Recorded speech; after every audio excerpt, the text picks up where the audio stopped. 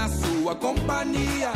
Felicidade é estar contigo todo dia. Felicidade é sentir o cheiro dessa flor. Felicidade é saber que eu tenho seu amor. Olá, quinto dia da nossa 7ª jornada pedagógica. Sejam muito bem-vindos. Para dar as boas-vindas à nossa secretária de Educação da cidade do Rio de Janeiro, professora Helena Bomeni. Bom dia, um prazer enorme estar aqui com vocês para discutirmos a Base Nacional Curricular Comum de Educação Infantil. Nossa cidade já tem uma discussão a respeito, mas é importante estarmos todos juntos e irmanados com essa discussão para a educação infantil do Brasil e cada vez melhor. Prazer e belo trabalho para vocês durante toda essa semana. Pois é, e a nossa jornada pedagógica é feita por muitas mãos, feita com muito carinho por todos vocês, pela Gerência de Educação Infantil em parceria com o MEC e com a Multirio. A jornada faz parte da formação continuada dos profissionais da educação que atendem a crianças da educação infantil. O pedagógico de tudo e de todos é o eixo condutor de todo o nosso trabalho. Hoje, no nosso último encontro, vamos discutir o pedagógico de tudo e de todos nas interações e nas experiências com traços, sons, cores e a escuta, fala, pensamento e imaginação. Eu sou Elizabeth Martini, da Gerência de Educação Infantil, e quero dizer para vocês da nossa felicidade nessa 7ª jornada pedagógica de educação infantil, por estar aqui com tantas pessoas bacanas hoje, né? Graças à gentileza das equipes de educação infantil que permitiram que elas estivessem aqui presentes, elas atenderam o chamado. Então eu vou pedir às caríssimas colegas que se apresentem. Ana Cristina, professora da pré-escola da Escola Municipal Leitão da Cunha. Cristiane Amâncio, gestora do EDI, professora Valéria Pereira de Souza Pinto. Eu sou Mariana Zadminas, professora do EDI Rubem Braga, da turma do Maternal 2. Gilmara Mendes, agente de educação infantil do Berçário, do EDI, professor Roberto Luiz Pereira. Ananda Luz, professora do maternal da creche municipal Casa Branca, professor Paulo Freire. Sou Natália Iório, professora articuladora da creche municipal de Janira Maria Ramos.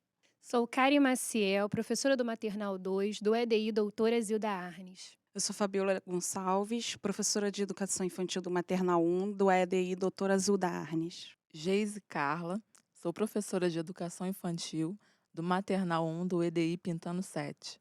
Helena Oliveira, eu sou integrante da Gerência de Educação da 6ª CRE. Sou Luciane Frazão, atendimento do ensino especial a creches e EDs na 7ª CRE. Eu sou Valessa Carvalho, integrante da Gerência de Educação Infantil da Secretaria Municipal de Educação da cidade do Rio de Janeiro. Hoje, na nossa quinta roda, contamos com a presença da professora Zilma Ramos de Oliveira, que será nossa mediadora em mais esse dia. Professora Zilma é consultora do MEC para a área da educação infantil e doutora em psicologia. Estou aqui novamente com vocês no dia de hoje. Nós já tivemos 4 encontros, já discutimos sobre a Base Nacional Curricular da Educação Infantil, conversamos sobre o que é currículo como um conjunto de práticas, também discutimos por que essa base está ligada às diretrizes curriculares e toma como eixo principal a noção de experiência e campos de experiência. Alguns desses campos foram discutidos durante essa semana e é com muito gosto que nós chegamos nesse quinto encontro para conversar também sobre o campo de escuta-fala, pensamento e imaginação. Para isso, nós temos a professora Patrícia Corsínio, da Universidade Federal do Rio de Janeiro, aqui conosco.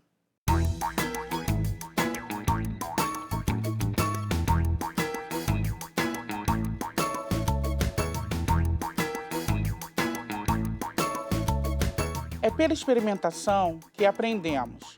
Provar, sentir, vivenciar, ouvir, participar são apenas algumas ações que contribuem para o desenvolvimento infantil. Então, quem foi? Foi a Esther.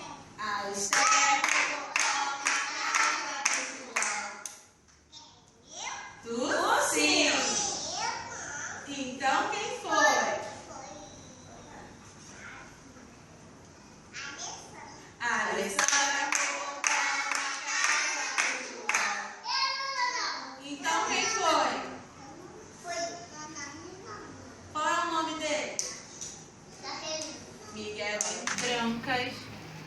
azuis, amarelas e pretas.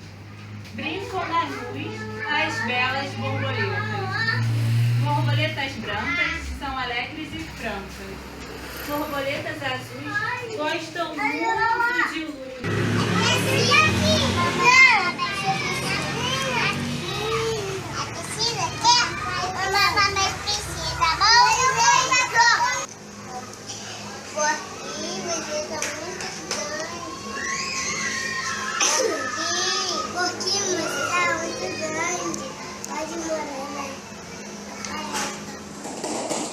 Esse bicho era um caxilheiro. Eu mandei por caxilheira, caxilheira,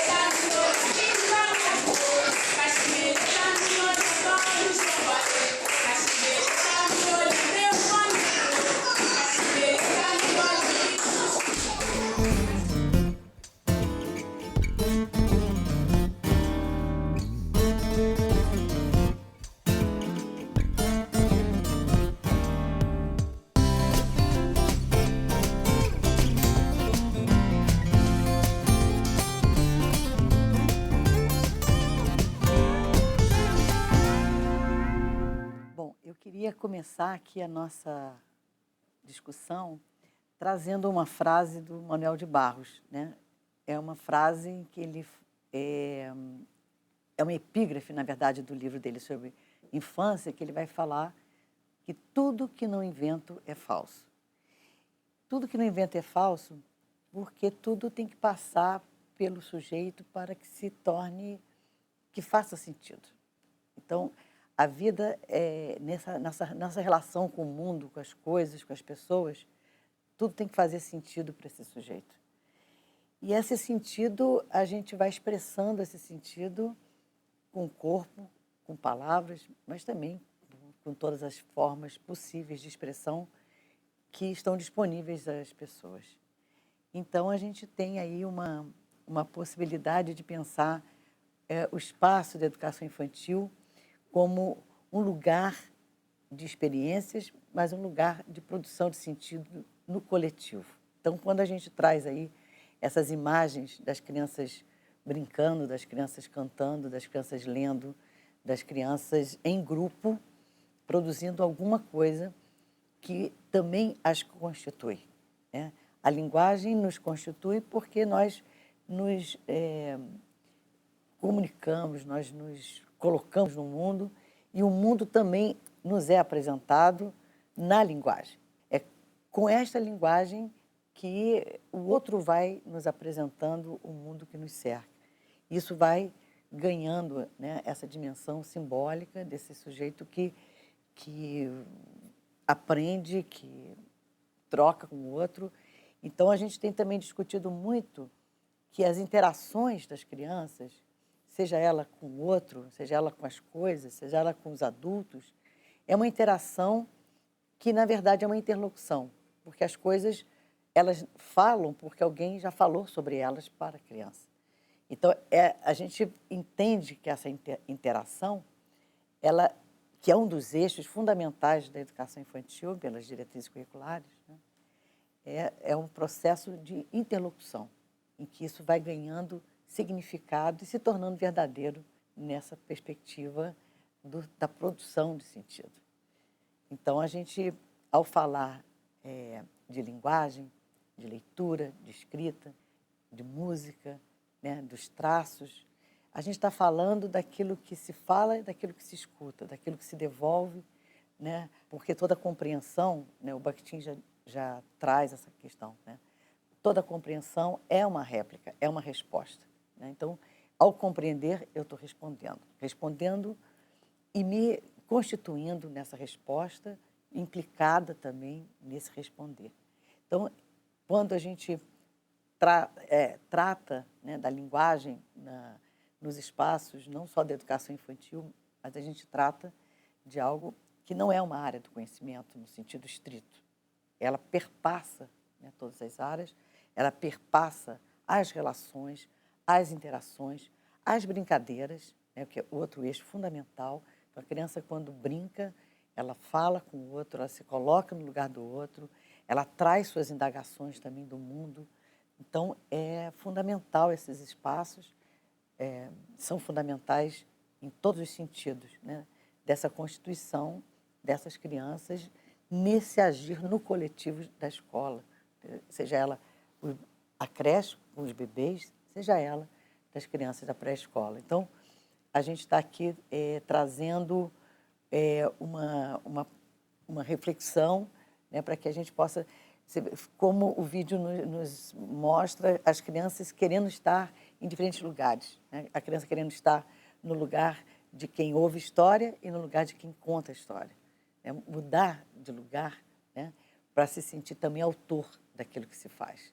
Então, essa também é uma questão muito importante. Quer dizer, a leitura, ela abraça, ela organiza, ela é afeto também, né? A Yolanda Reis, ela vai falar do triângulo amoroso, que é o livro, a criança e o adulto. Então, esse triângulo, ele gera, né? Ele gera outras possibilidades. Então, ele gera possibilidades de compreensão, né? De compreensão de si mesmo, de compreensão do outro, de compreensão do mundo que nos cerca. Isso vai acontecendo nesse cotidiano, né? E a gente viu também as crianças brincando, dançando, cantando, né? Toda essa linguagem, toda essa possibilidade de expressão do humano nos torna também humanos, né? Eu acho que a gente vive aí essa possibilidade de se colocar e de se dizer, né? E as crianças dizem o tempo todo. E quando também a gente vai falar aqui de o que a gente escuta do que as crianças dizem, né? Então, eu acho que essa sensibilidade, né, para devolver, para perguntar, para refazer uma pergunta, para fazer mais compreensível ao outro, já que a gente está num coletivo, né, de trazer todos esses elementos da cultura que nos são apresentados pela voz, né, de muitas vozes, né? A voz do professor, a voz da mãe, a voz da família, a voz da avó, a voz dos livros, a voz da televisão, do cinema. Não são tantas vozes que nos constituem, né? E essas vozes dos desenhos, das ilustrações, que hoje os livros infantis eles são, né, belíssimos, né? Tem possibilidades de leituras de imagem fundamental para a criança perceber, né, interpretar, né, o que está no entorno. Então, a gente vive aí essa questão toda da linguagem, né? Ela está presente em tudo que a gente faz. E na escola, ela é fundamental, desde os bebês. A gente vai significando, a gente vai interpretando os bebês ao lidar com eles, né? A gente vai falando, né, no trato com a criança do dia a dia, seja na alimentação, seja na troca de fralda, seja na hora que ele está engateando ou que ele está apontando. Nós vamos interpretando, nós vamos significando também com ele esse mundo, nós vamos mostrando imagens, ele vai entendendo que tem um cachorro que tem vários, né, cachorros, tem um cachorro que está no livro, tem um cachorro que está andando na rua, e ele vai entendendo que também uma representação, o desenho do cachorro também tem a ver com o cachorro. Isso tudo é muito complexo e muito bonito, né? São descobertas fundamentais que se vão tecendo aí ao longo desse processo todo do desenvolvimento da criança. E esse primeiro momento, os primeiros anos de vida, são anos muito importantes, que a criança pode tudo, né? Uma criança, ela nasce podendo ser tudo. Ela pode ser artista, ela pode ser atleta, ela pode ser o quê? Qualquer coisa, né? Ela pode ser um cientista, porque a criança nasce com todo esse potencial que vai sendo desenvolvido nas suas internações, nas interações com os outros, né? E quanto mais a escola amplia esse universo de possibilidades, mais essa pessoa vai tendo condições, né, de se tornar mais, né? Ela vai tendo possibilidade de conhecer outros mundos, né? O Bartolomeu Campos de Queiroz diria outros mundos, outras geografias, não só aquela, né? Não só esse entorno no qual ela vive, né? Então, esse lugar da escola, ampliando culturalmente as crianças, é um lugar fundamental e é por isso que a gente acredita na escola. A escola não pode ser muito do mesmo que ela já conhece. A escola tem que ser muito de muitas outras coisas. E eu acho que o mundo se amplia, né, quando a gente sabe mais, porque a gente vai procurar uma informação, quando as crianças estão interessadas nas formigas, e a gente vai dizer como é que é o formigueiro, então a gente vai num texto, vamos procurar ver como é que as formigas estão organizadas, como é que elas, né, como é que tem uma rainha, como é que é isso, então a gente traz uma informação, eu fui para pesquisar essa informação. As crianças sabem mais também quando eu conto, por exemplo, a fábula da formiga e da cigarra, né, que tem toda uma outra discussão de uma outra natureza. Então, as crianças vão entendendo, né, que ler é um ato que envolve muitas ações, né, e serve para muitas coisas. E se escreve também muitas coisas. E a escrita está no mundo como as coisas estão no mundo, né? Então, e as crianças vão indagando sobre o mundo como elas vão indagando sobre as imagens e sobre as letras, sobre as palavras. E o importante é a compreensão do significado dessas coisas todas que estão nesse nosso entorno. Então, eu comecei falando a frase do Manuel de Barros, né?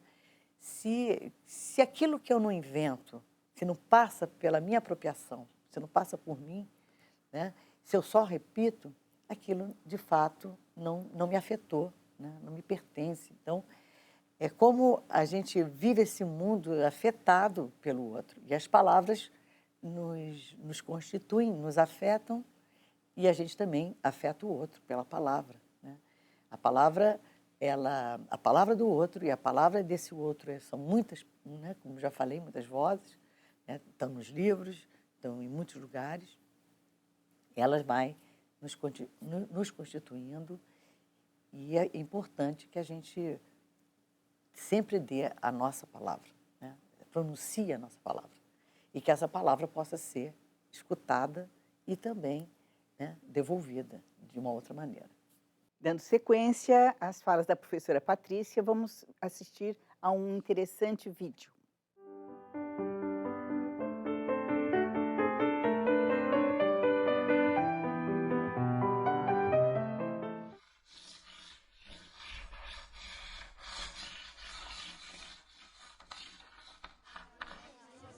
Bien, chicos, silencio ya.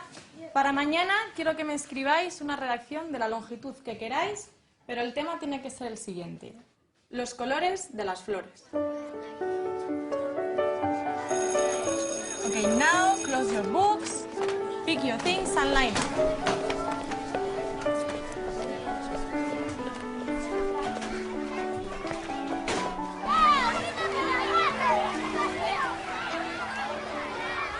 Diego, ¿cómo vas a hacer la redacción? No sé, me pondré a investigar, supongo. Mira, Diego, las margaritas son amarillas, las rosas son rojas, las violetas son violetas.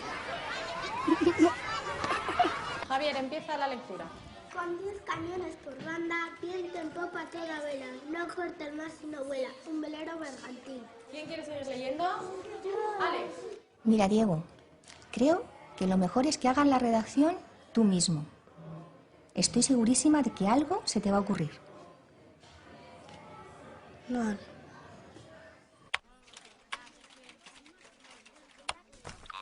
Buscar componentes del color es una percepción visual que se genera en el cerebro al interpretar las señales nerviosas que le envían los fotorreceptores de la retina. ¿Fotorreceptor? Los colores de las flores, ¿eh?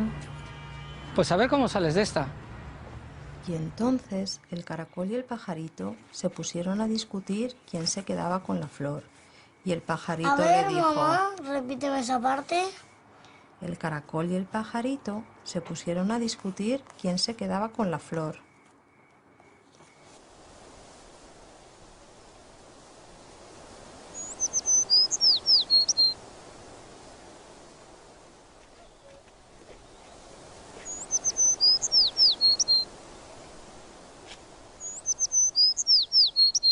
Venga, mamá, corre, que tengo una idea. Escucha, Diego. El color es una perfección visual que se genera en los fotorreceptores.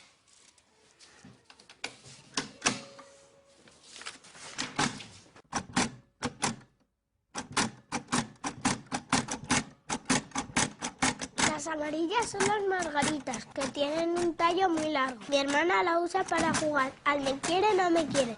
Mi madre dice que no las arranquemos, porque son difíciles de encontrar. Muy bien, Javi, quizá un poquito larga. Bien, ¿quién quiere salir ahora a leer la suya? Diego, ¿te animas tú? Venga.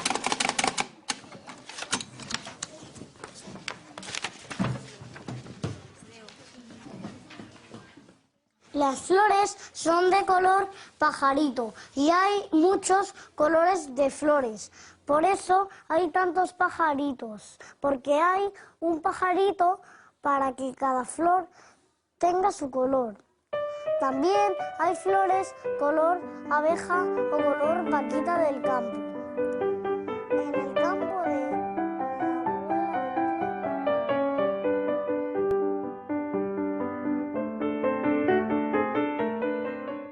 É hora, então, da nossa conversa.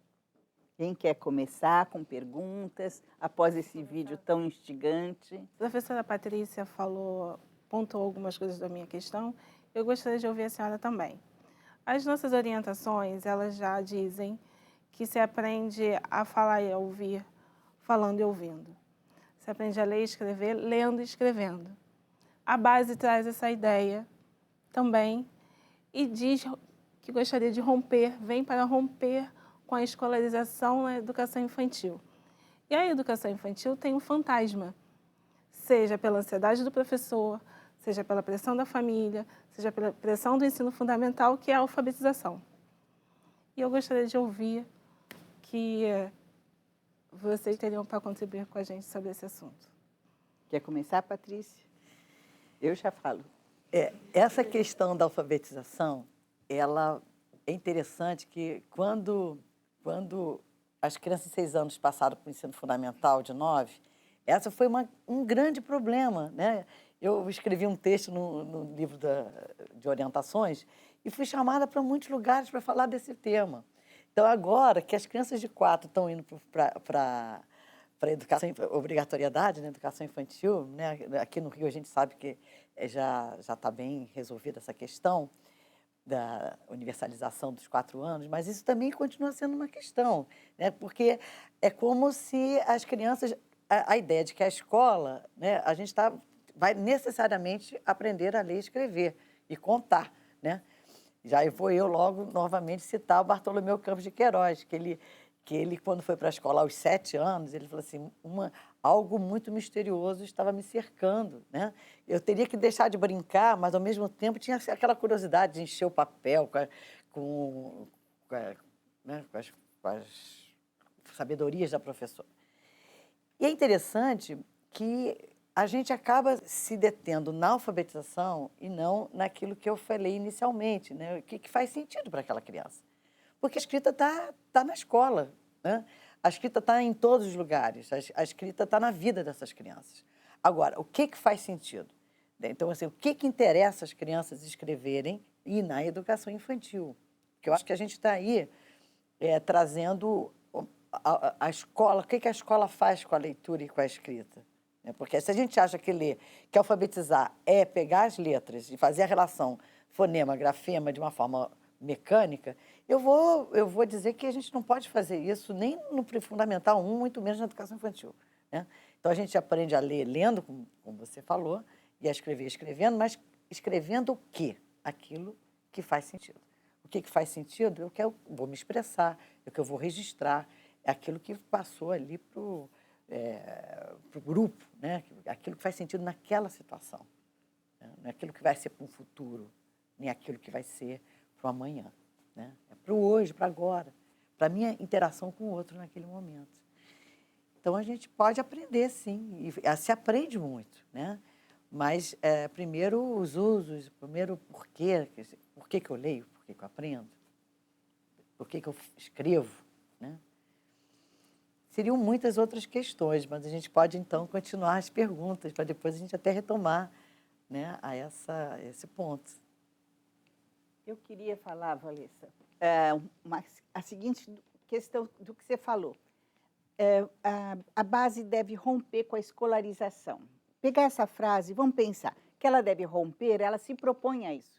Não se pode fazer uma base no início do século XXI, né, fazendo que não seja alguma coisa que aponte para frente, não para trás, né? E uma marca da pedagogia que a gente herdou, mas que está tentando superar, é essa fragmentação. Então, a escolarização que se fala é aquele tratamento tão artificial que torna... é como se eu tivesse... deixei minha vida para fora, aqui dentro eu tenho de me portar desta forma convencional. E hoje se está querendo colocar as duas coisas mais perto. A vida como um todo e a atividade com os colegas na educação infantil e no ensino fundamental. Então, não é de escolarizar, não, eu tenho de transformar isso numa vivência extremamente rica. Muitas vezes, a questão de alfabetizar foi também equivocadamente, tornou-se um ponto de briga entre nós, né? Vamos lembrar só um minutinho, um livro escrito no século passado, no século XX, que é do Neil Postman, faz uma retomada da história da educação e, para ele, a infância no passado, século bem mais tarde, 18, 19, a idade adulta começava com aprender a ler. Quem aprendeu a ler virou adulto. Então, se você pode fazer nesse raciocínio, nós não devemos deixar as crianças aprender a ler, porque senão elas vão virar adultas. Gente, mas isso é um raciocínio daquele tempo. Não é o raciocínio hoje das crianças que estão vendo a televisão, né? Nós estamos aqui usando esse veículo de comunicação. É um veículo que é oral, porque estamos falando, mas também é cheio de mensagens escritas, né? Aqui entre nós, professores, mas também qualquer programa infantil há uma mensagem escrita. Então, essa mistura de linguagens, né, de sentidos que estão apresentados à criança, nos exige pensar diferente a questão da apresentação da língua escrita para as crianças, falando agora especificamente da língua escrita. Ou seja, não é mais se temos de apresentar, mas como temos de apresentar, né? Fica mais interessante, e aí eu pensaria com vocês, e aprendendo de muita parceria com o projeto da leitura escrita que Patrícia e outros colegas estão desenvolvendo, a respeito da questão de uma leitura significativa, né? Vamos ouvir vocês. O que vocês acham? E que perguntas vocês têm? Eu pensei em a gente retomar sobre a crônica também, do mais antes. Mais antes, e aí eu fiquei pensando, refletindo e pensei um pouco na nossa rotina da educação infantil. E pensei na roda de conversa, né? Nós estamos numa roda de conversa e pensei na roda de conversa que acontece na nossa sala. E pensei, bom, mais antes de ser uma roda de conversa, que a gente canta, que a gente faz a chamada, que a gente já tem algumas coisas que a gente costuma pontuar, ela é uma roda de conversa. Para ouvir a criança se colocar. E aí, com a música da felicidade, que diz que a gente tem, como é bom estar contigo todo dia, a felicidade de estar em sua companhia, eu pensei, bom, a gente tem uma rotina, né? A gente tem uma roda de conversa que a gente realiza diariamente.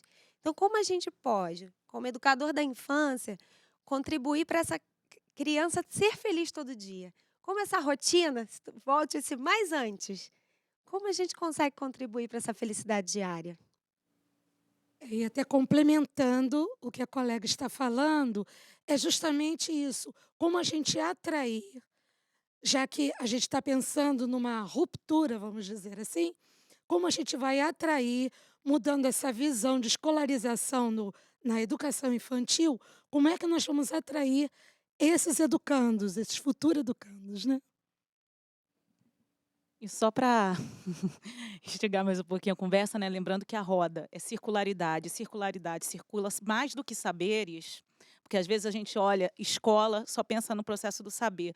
A gente tem que pensar como também está olhando para essas crianças com um olhar mais sensível, com o olhar dos afetos, porque criança é sentimento, ela é afeto, e com o olhar dos sentidos, como o filme coloca. Ela tem vários sentidos permeando a escola e muitas vezes a gente se esquece disso, a gente deixa isso escapar pelas mãos. O olfato, o tato, o paladar, a visão. Então, como trazer isso todo dia, dialogando com as linguagens no nosso cotidiano, sem a gente esquecer esses múltiplos seres que estão ali trocando com a gente isso tudo, afeto, saber e sentidos, né? Bom, são muitas as questões. Primeiro, eu acho que a gente tem que ressignificar essa ideia de escola, né? Porque, assim, de alguma forma, as crianças estão na escola. A gente fala que nega a escola. Qual é a escolarização que a gente está negando, né? Esse modelo escolar, mas a gente quer que as crianças estejam na escola, né? Então, isso também é importante, porque estar na escola é um direito das crianças. E uma outra questão também, quando a gente fala de roda, a gente sabe que, teoricamente, a roda é uma roda de conversa. Teoricamente, circulam mais do que falas, circulam afetos, circulam muitas indagações, questões. Então, eu acho que essa já fica a primeira pergunta, porque, assim, a gente chama de roda, mas a gente tem uma parte muito burocrática das rodinhas, né? É como se a gente tivesse, de fato, acontecendo uma roda de conversa, e não está.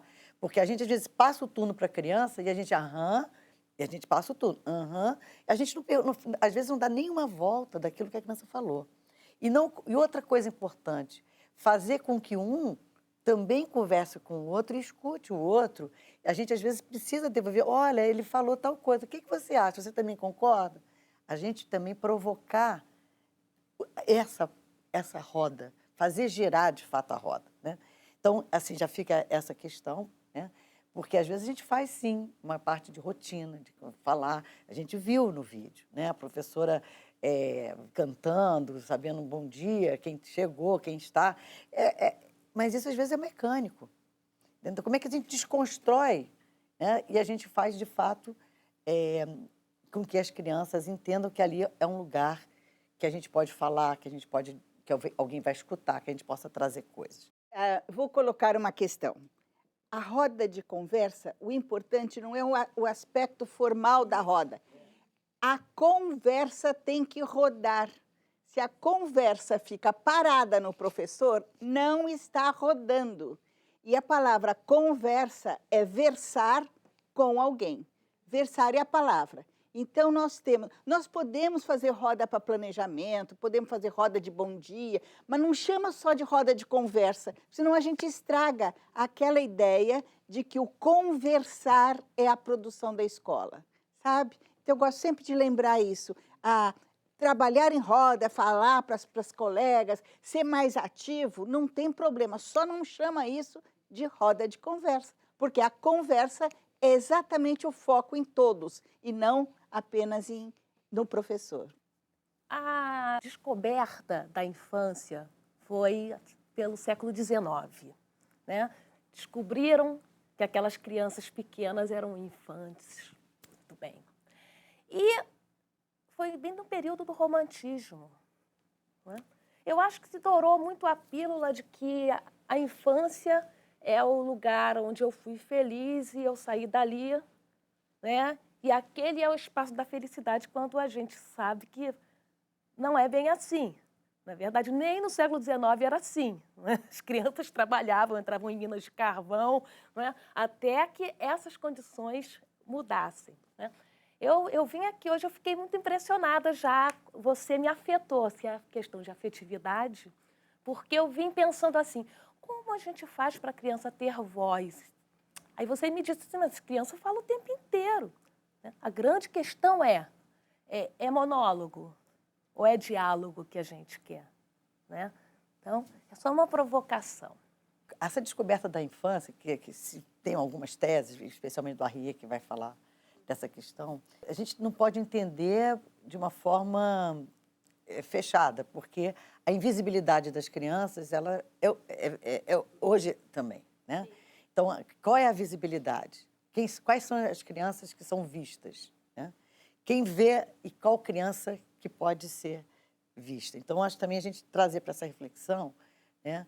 Porque há uma invisibilidade, às vezes, dos bebês ou da criança pobre, ou da criança trabalhadora que ninguém está vendo que ela está trabalhando, ou a gente acha que também o próprio glamour, de crianças que fazem, por exemplo, novela, né, que elas estão ali com uma coisa glamurosa. Não, às vezes a criança está ali, né, num processo assim complexo também, né?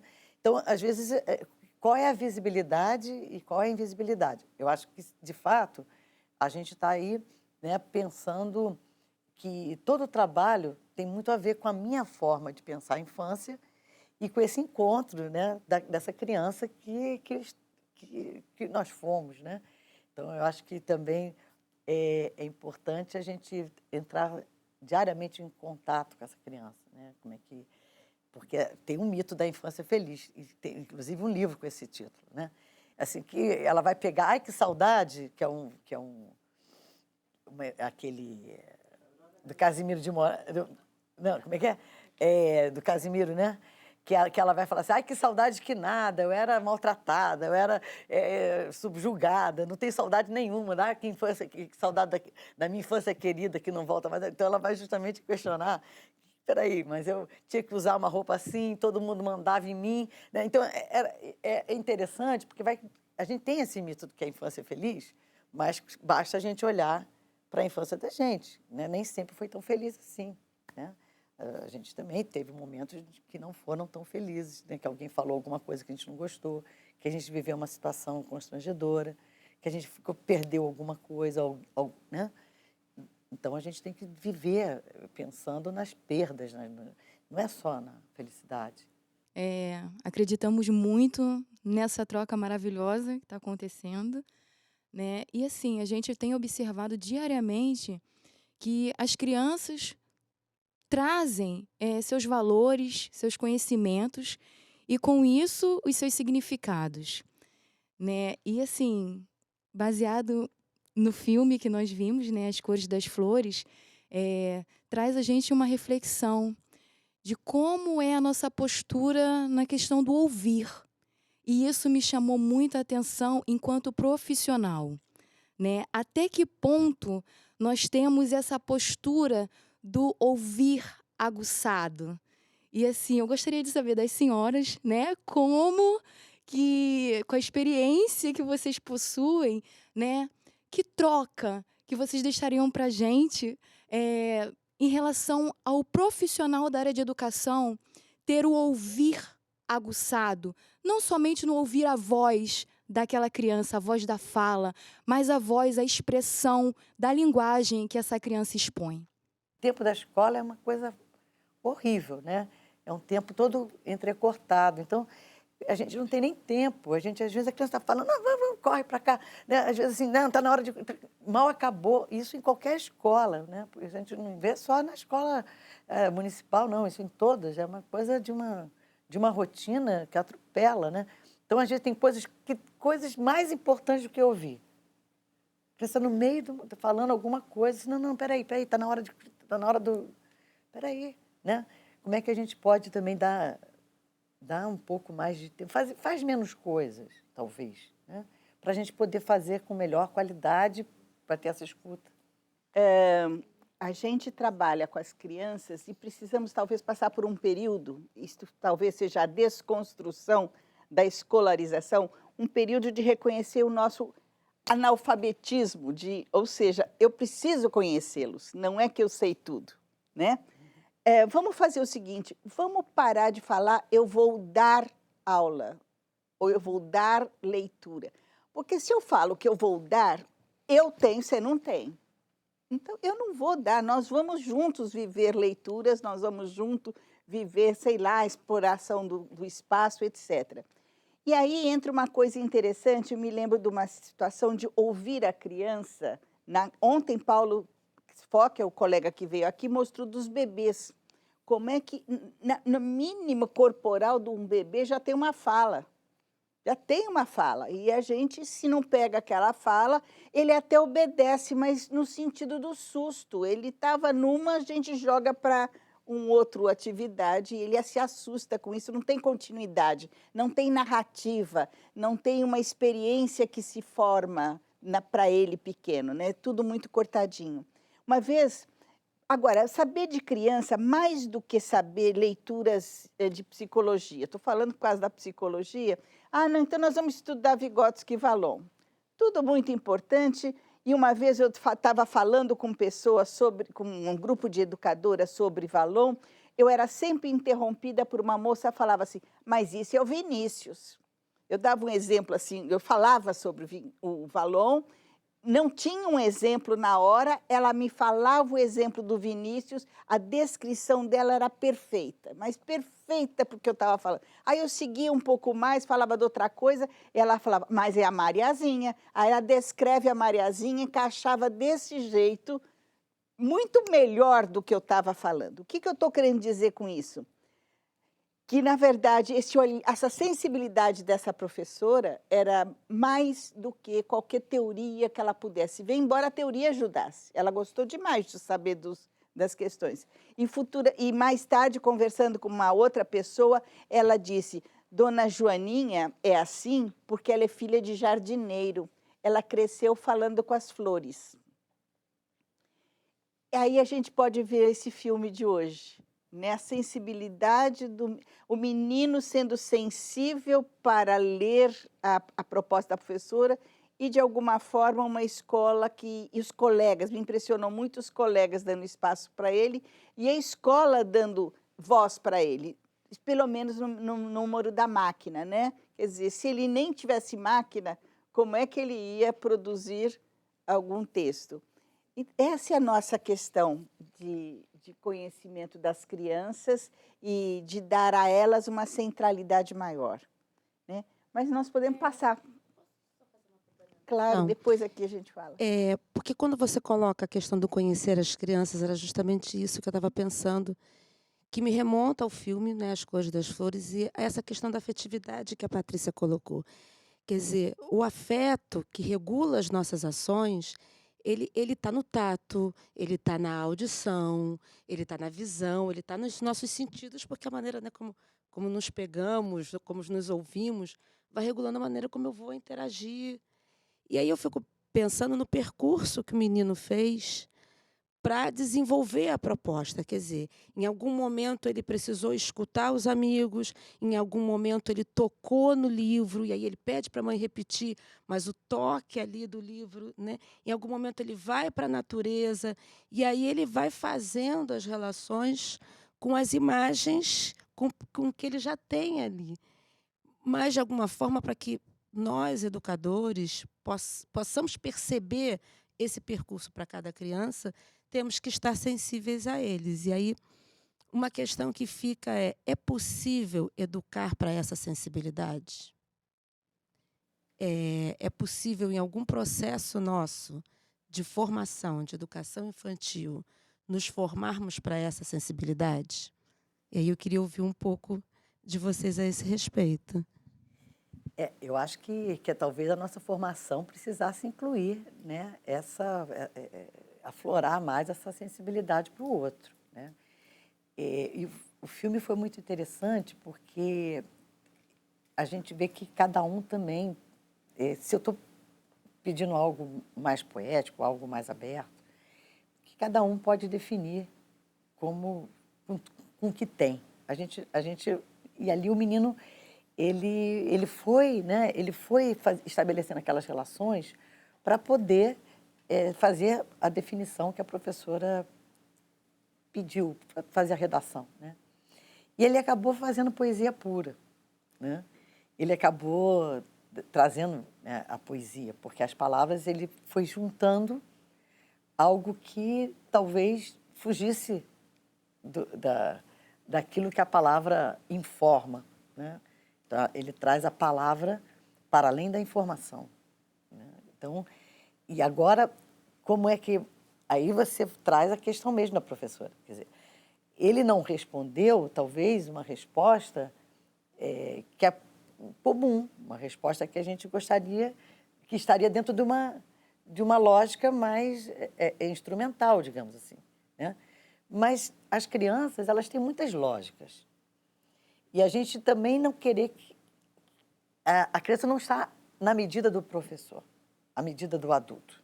São outras medidas. Né? nenhum de nós entende por inteiro tudo. E eu acho que isso também é uma outra questão para a educação, e para a educação infantil mais ainda.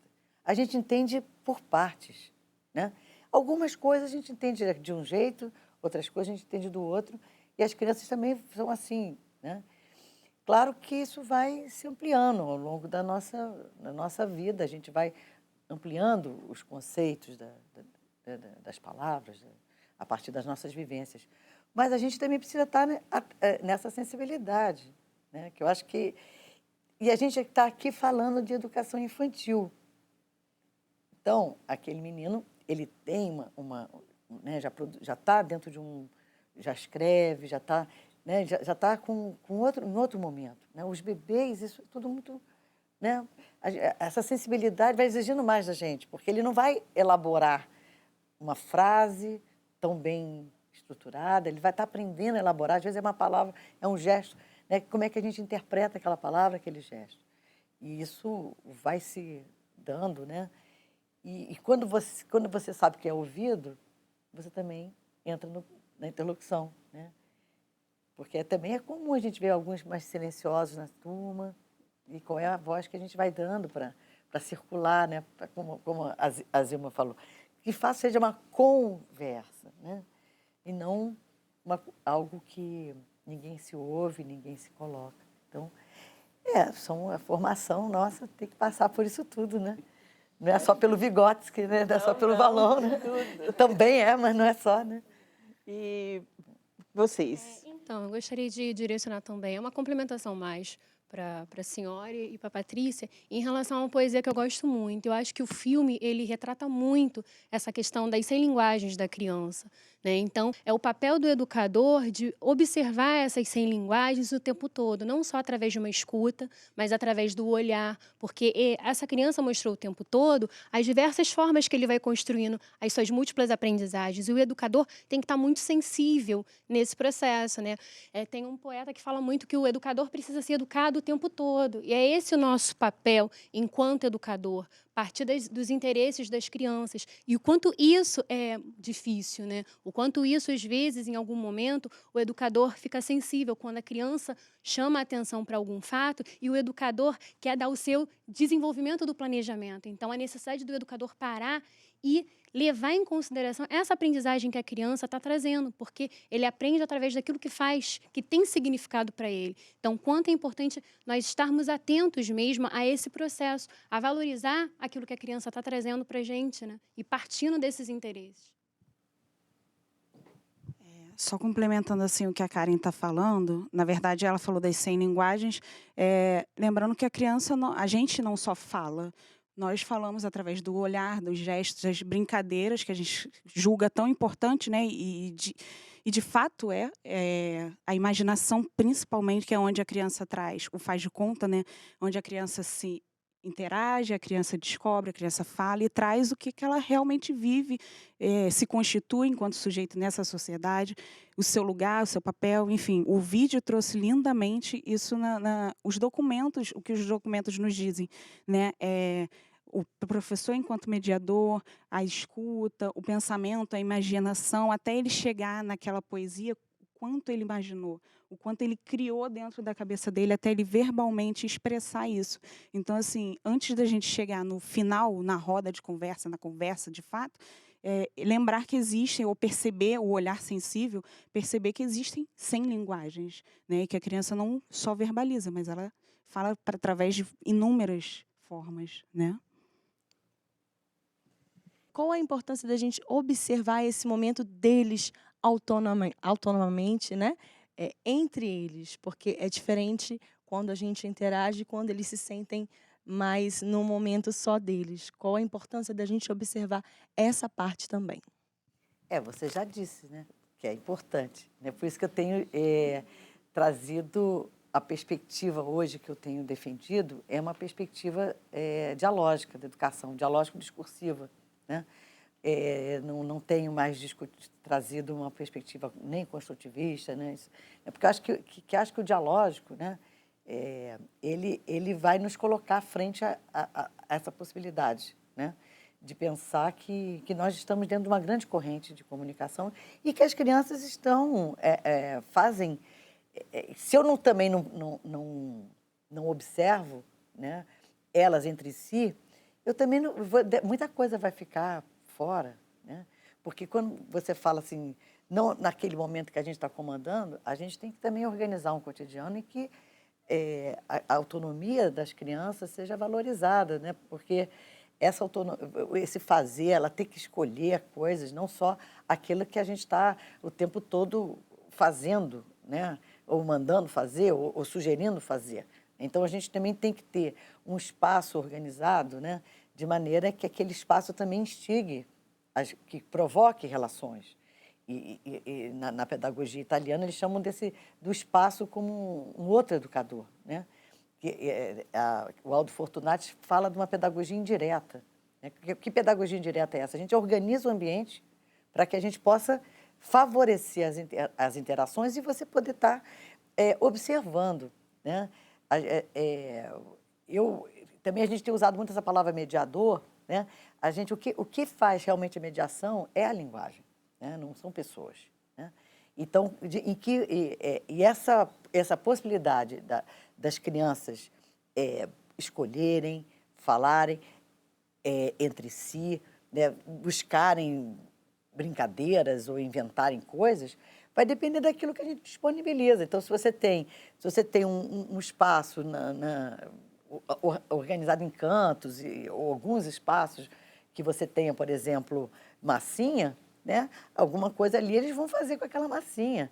Então, o que você vai deixar ali? Eu fui uma vez eu gosto de falar porque eu acho que o município tem experiências incríveis. A professora, ela é tão cuidadosa no cantinho que tinha da brincadeira, na sala dela, que ela tinha um armário, esse que todo mundo tem na escola, quase todos tinham, né? Ela tinha uma roupa, ela tinha uma bolsa, dentro dessa bolsa tinha uma carteira, dentro dessa carteira tinha dinheiro de brincadeira. Então, ela arrumava o cantinho da brincadeira com muitas possibilidades. Então, ela tinha um telefone desse velho, junto ela botava um caderninho, né? Então, a casinha dela, ela é uma coisa muito diferente, porque então tinha a tábua de passar roupa, mas ela botava as embalagens de sabão em pó, de amaciante. Então, aquilo ali provocava mil coisas, né? Então, assim, era o espaço organizado, né, que favorecia essas interações. E ela, e qualquer um, né, qualquer professora, tem que estar atento ao que as crianças vão fazer, né? Isso é fundamental. Bom, todas as questões aqui foram importantíssimas e todas percorrem o mesmo trajeto, no sentido de refletirmos, então, a nossa prática. Será que a gente propicia que as crianças, de fato, se comuniquem? Então, que perpassa exatamente sobre a minha formação. Que concepção de infância eu tenho? Que concepção de educação infantil eu entendo? Então, sairemos daqui hoje pensando, refletindo sobre a nossa prática. Porque todas as questões que foram levantadas aqui caminham nesse sentido, no sentido de que profissional eu sou, onde eu atuo, o que eu faço, o que eu deixei de fazer, e isso gerou uma consequência. Então, isso vai passar diretamente pela concepção de educação infantil que eu entendo. É uma bela forma da gente sistematizar uma conclusão provisória, né? A conclusão final vai ser dada nas unidades, nos lugares. Essa conversa apenas está começando. Eu retomo o objetivo dessa semana, neste ano, foi inspirar-se nas provocações da Base Nacional Comum e das diretrizes curriculares nacionais de educação infantil. Isso está exigindo de nós, como a colega pontuou bem, uma renovação das nossas convicções coletivamente. Não é que só eu que penso atrasada, não. Todo mundo está precisando juntos dar um passo à frente. Então, está aí colocado o desafio para as unidades de concluir aí uma discussão sobre a nova educação infantil. Um abraço. A 7ª Jornada Pedagógica de Educação Infantil chegou ao fim. Eu gostaria de agradecer a todos os profissionais que contribuíram para esses 5 dias de intenso debate e de reflexão sobre o desafio que é trabalhar na educação infantil, em especial a educação infantil carioca. Obrigada, professora Zilma Ramos de Oliveira, por conduzir de forma brilhante nossos encontros. Obrigada a todos os nossos convidados, Rita Coelho, Maria Carmen Silveira Barbosa, Silvia Cruz, Paulo Foque e Patrícia Cursino, que hoje está ainda aqui presente conosco, por terem dividido um pouco do seu vasto conhecimento sobre os temas. Obrigada, Multirio, pela parceria de sempre em nos ajudar a realizar esses encontros com qualidade e profissionalismo. Obrigada muito especial a todos os profissionais da educação infantil que aqui estiveram durante 5 encontros. Obrigada às equipes que seguraram a peteca nas suas instituições para proporcionar esse momento de compartilhar experiências, dúvidas, dicas, contribuindo para o nosso fazer pedagógico. E como não podia deixar de ser, a gente vai encerrar o nosso trabalho com música. Quero agradecer, quero convidar a presença do músico, professor Marcelo Bardacem, que hoje não está aqui sozinho para cantar o hino da nossa jornada.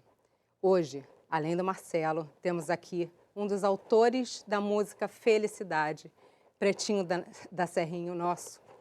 Muito obrigada. Com vocês, Felicidade.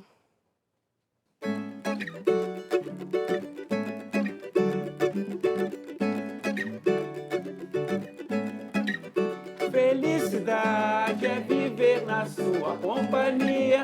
Felicidade é estar contigo todo dia. Felicidade é sentir o cheiro dessa flor. Felicidade é saber que eu tenho seu amor. Felicidade é viver na sua companhia. Felicidade é estar contigo todo dia. Felicidade é sentir o cheiro dessa flor. Felicidade é saber que eu tenho seu amor. Felicidade é saber de verdade que a gente sente saudade quando não consegue se ver. Felicidade é acordar do seu lado, tomar um café reforçado, depois sair pra correr com você. Felicidade é poder jogar um pano, colar no show do Caetano, cantarodar até o dia raiar. Felicidade é no fim de semana curtir uma praia bacana e o pôr do sol de arrasar. Felicidade é viver na sua companhia. Felicidade é estar contigo todo dia. Felicidade é sentir o cheiro dessa flor. Felicidade é saber que eu tenho seu amor. Felicidade é saber de verdade que a gente sente saudade quando não consegue se ver. Felicidade é acordar do seu lado, tomar um café reforçado, depois sair pra correr com você. Felicidade é poder jogar o pano, colar no show do Caetano, cantarodar até o dia raiar. Felicidade é no fim de semana curtir uma praia bacana, o pôr do sol de arrasar. Felicidade é viver na sua companhia. Felicidade é estar contigo todo dia. Felicidade é sentir que o cheiro dessa flor. Felicidade é saber que eu tenho seu amor.